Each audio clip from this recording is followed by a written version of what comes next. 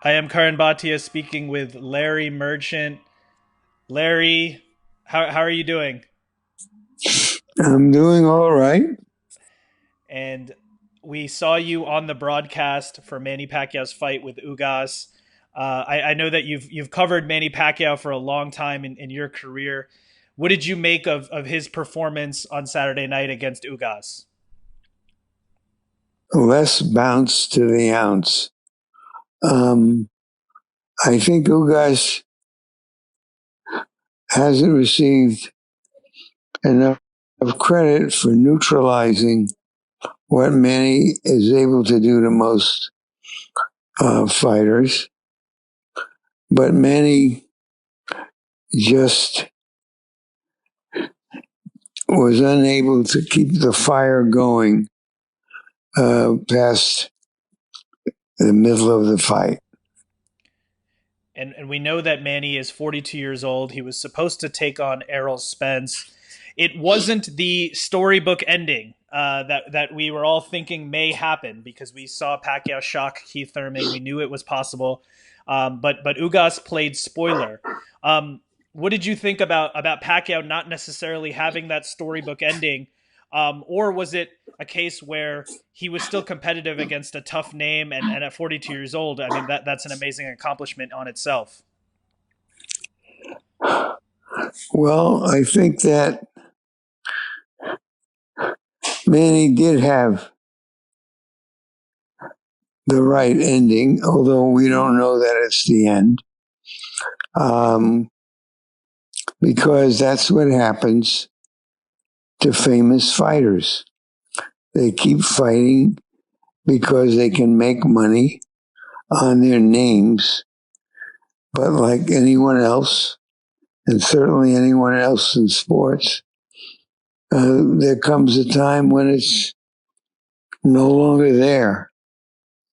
And Manny just got beat, and he went out with a fair amount of dignity.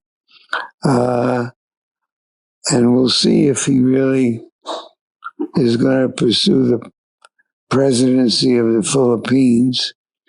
If he does that, I would say it's highly unlikely that he'll have a comeback fight. But if he doesn't do it, then I would say it's likely he'll have some other kind of fight. Maybe one of these nostalgia fights in which famous fighters of the last few decades can go out and make a lot of bucks. The latest news today from Manny Pacquiao was he said Ugas was one of his easiest opponents, and he's considering taking a rematch with Ugas in January of 2022. Do you think it would be a good idea for Manny Pacquiao to take a rematch with Ugas? Um, I'm not going to be judgmental about that. Uh, Maybe he thinks that's a big payday again. Um, I Manny, as I said, is one of a kind, and only he would think of a comeback fight against a guy who handled them so well. Absolutely. Manny never shied away from a challenge or a tough opponent. He was supposed to originally fight Errol Spence. We know Errol Spence had the eye injury. Seeing what you saw from Manny Pacquiao in there, how do you think he would have fared against Errol Spence? I think Spence um, would have handled him and maybe manhandled him. We know about the legendary partnership between Freddie Roach and Manny Pacquiao. You've seen so many great duos in your time, trainer and fighter. What are your thoughts on if it is the last time we see Manny Pacquiao in the ring? Your thoughts of the partnership between Freddie Roach and Manny Pacquiao? Well, they were a perfect match. Uh, Manny had unending enthusiasm and the fastest um, hands in the West, and Freddie was able to put all that into the context of an elite fighter.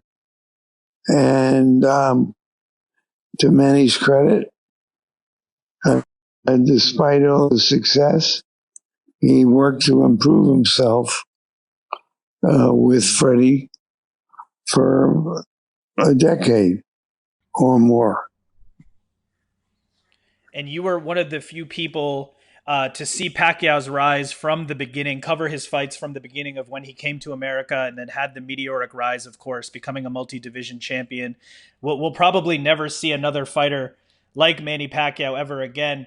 Like we said, it may be his last time in the ring. So, how would you summarize the career of Manny Pacquiao through your eyes?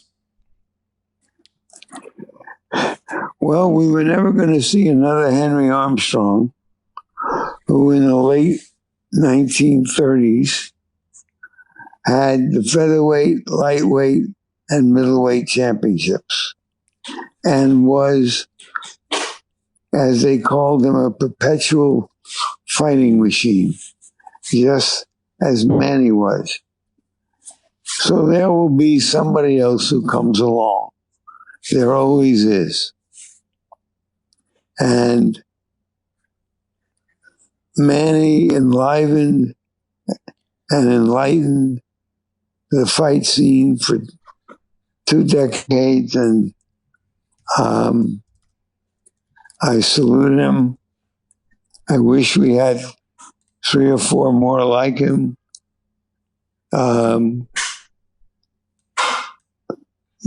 But he left us with a lot of vivid memories. It's very well said.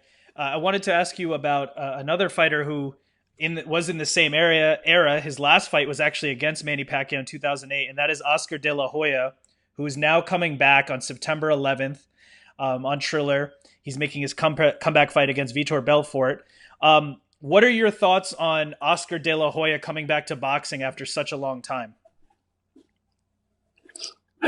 Well, I don't know if he's coming back to boxing or to the nostalgia circuit.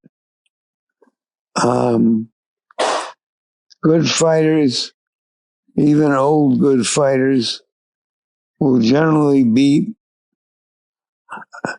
an MMA opponent who has never had a boxing match. And if the reverse was true, if the MMA fighter was fighting an MMA fight against the boxer, the same thing would happen. I mean, it's people want to see their old favorites. I get it. I hope everybody else gets it, but it keeps the game going. And in the next couple of months, there's some big fights, and we'll see if they can supersede the show fights.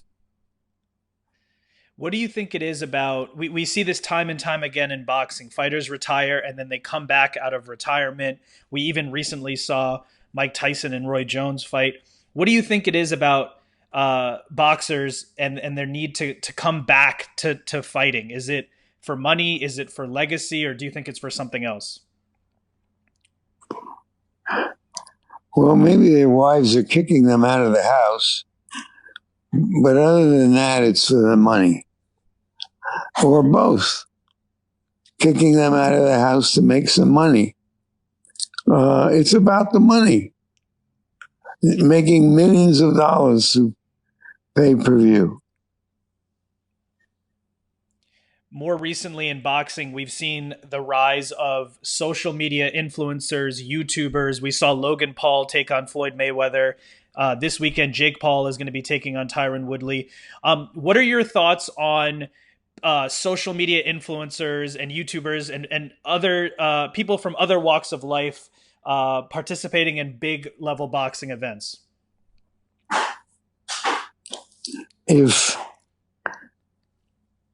a sucker used to be born every minute, the saying went. And now with social media, they're born about every 5 seconds. That means the fans. And if they are entertained by that, good on them.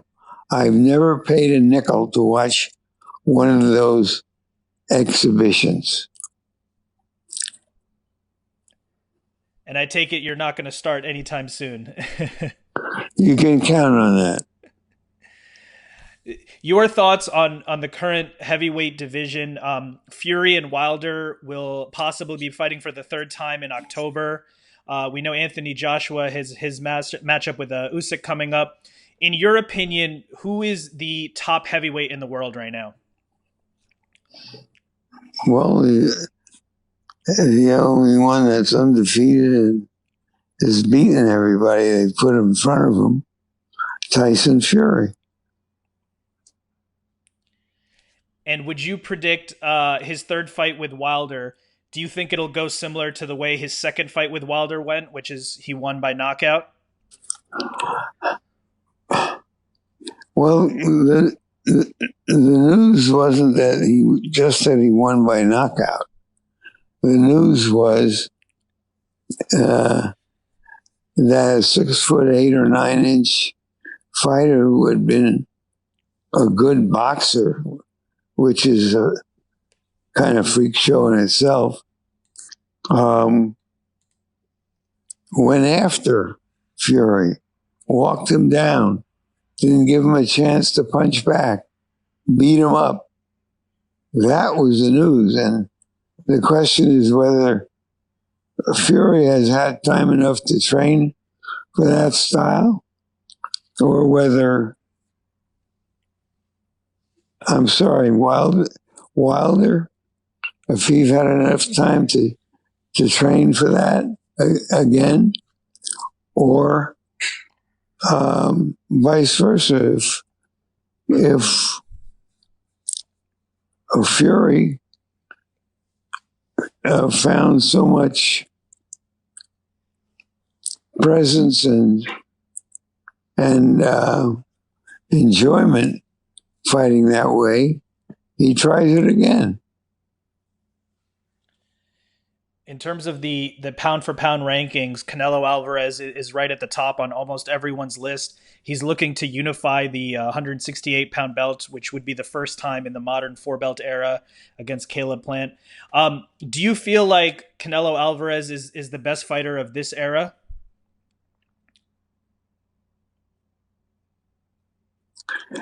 I don't know how long eras go, but he's the best time of recent.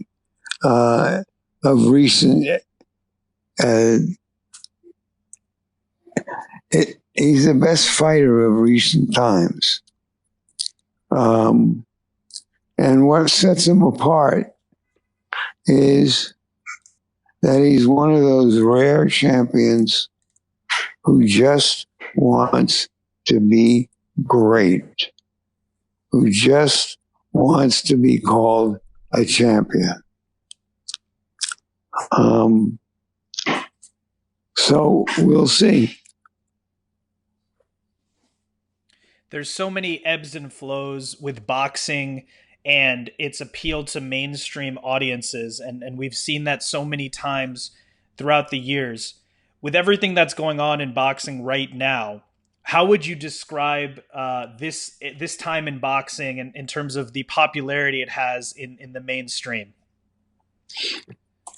Well, I think that the pandemic has influenced boxing, just like everything else, so that fans haven't had a real chance to get familiar with the elite fighters who are out there. That's a shame, but it's a shame for everybody. We'll see if it can restore itself in the next couple of years. You spent 35 years as a boxing commentator, HBO pay per view. We heard your commentary for so long. I know you turned 90 years old earlier this year. Congratulations on that. We saw a glimpse of you on the broadcast, but I don't think people have seen you as much as they'd like to. What has Larry Merchant been up to? What is day-to-day life like for Larry Merchant nowadays? Well, in recent months, I've been sick. Uh, I get around, but I've been not getting around all that well. I've lost a step or two. Um, Not unexpected at my age, but I'm recouping, and I'll just be a senior kibitzer when needed. And now that you're officially 90, do we have to change the famous slogan to from if I was 50 years younger to now if I was 60 years younger? um, well, since Floyd got 50 years